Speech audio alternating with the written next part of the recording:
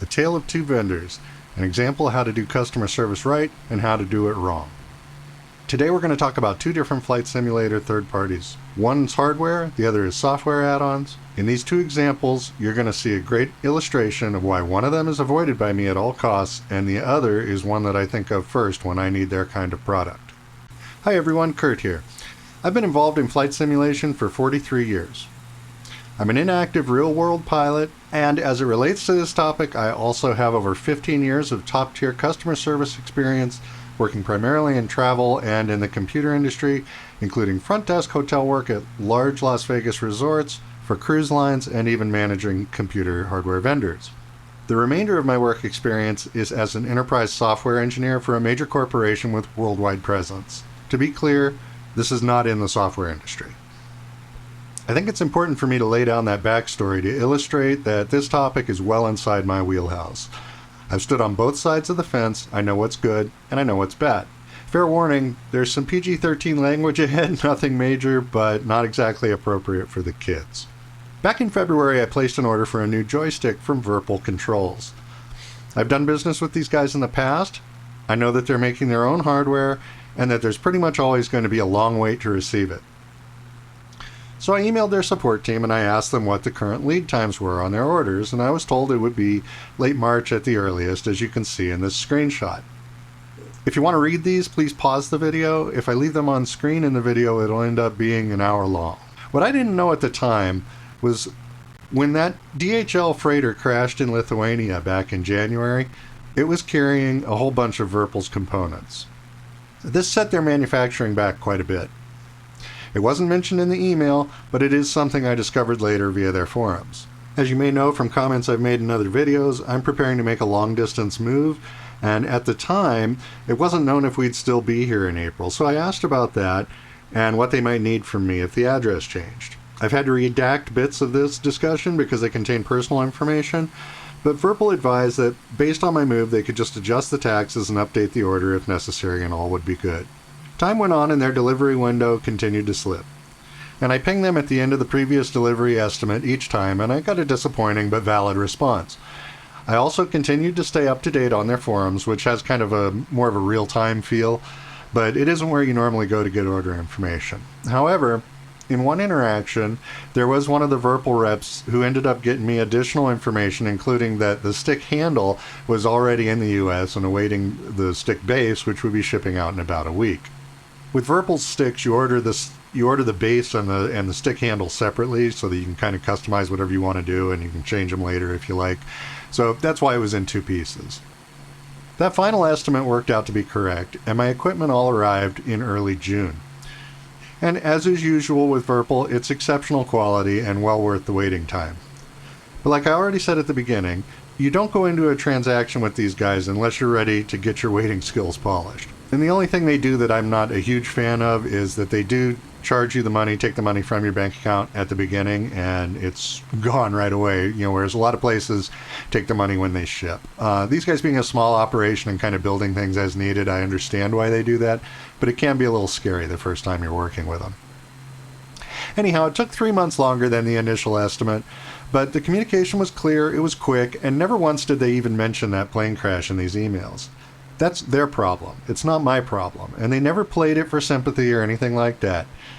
We are sorry, no excuses. So yeah, they blew it. The order delivery window was completely outside of reality. But they did their job and they never made it my problem. They were polite and professional the whole way through a difficult situation. This is excellent customer service. This is a company I respect. They make great stuff too, so I recommend them. But that kind of customer service and quality doesn't come cheap. Everything I have from them is a buy once, cry once kind of purchase. The equipment will likely outlive me, get handed off to my son-in-law or something. Now let's contrast that with another well-known flight simulation operation. If you followed me for a bit, you know I'm not a fan of Orbx. And the reason why is their customer service. I have over the past 5 years or so bought a few things from them, including 3 airport sceneries and Parallel 42's Sky Park, which is its own little, let's just not go down that rabbit hole right now. 2 of the 3 airports are frame rate murder.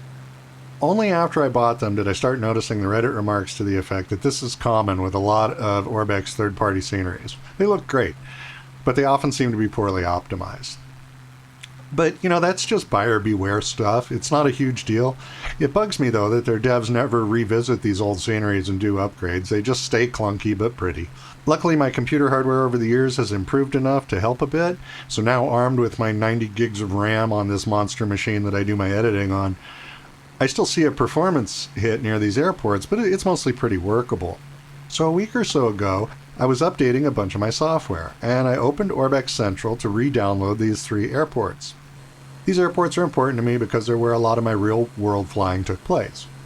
I no longer have Flight Sim 2020 installed. I'm entirely over on 2024, and yes, with all the goods and bads that entails, and the Orbx software noticed this too. So, my list of purchased products in Orbx was totally blank. That's not good.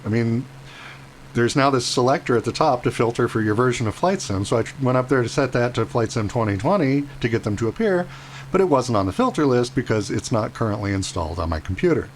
I already know that these airports work fine in 2024. I had them installed previously. I just want to download the software that I already bought. So I contacted Orbx support, and to say the tone of this exchange was different from the one with Virpil would be a vast understatement. Again, pause to read these as I don't want to make the video longer if it can be avoided. Here's the response I received from Orbx. Okay, so that's a new take on how to do customer service. This is effectively saying, here's a link to someone else's, not our own, video about how to trick your software into doing what you want. I'll provide the link to that video down below in the description in case you need to lie to your copy of Orbx Central for some reason. But right out of the gate, they're making this my problem. I spent money with them. But my inability to access the product isn't their problem, that's my problem. But here's a handy workaround to jailbreak the product.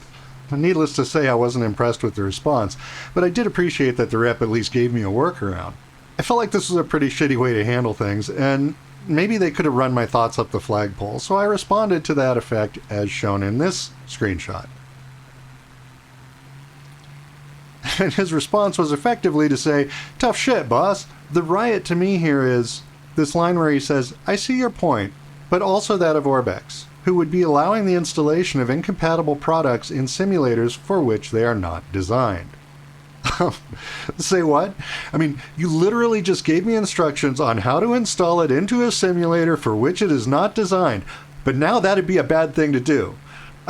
Did someone slip something funky into my coffee this morning? Did I read that right? And then he doubles down on that with, "It's not going to happen."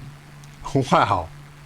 For anybody taking notes, if you want to know how this should have been handled, something like this maybe.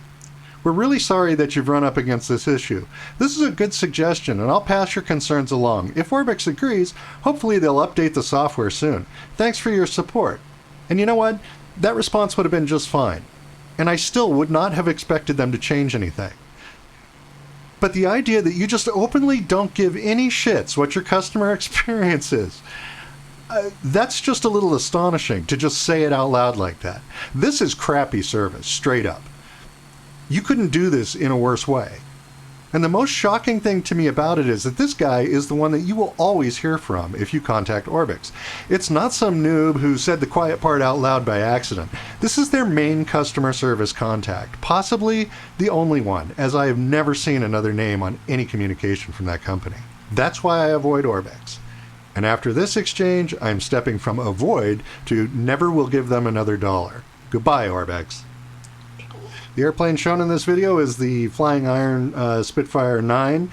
I did not buy it from Orbx, and it's one of my favorites, especially for these types of videos, because who doesn't like watching a beautiful old Spitfire with invasion stripes flying around anywhere, anytime? Thank you for your patience lately while my uploads have been a little slow. I still hope to be back to doing normal content by the end of the summer.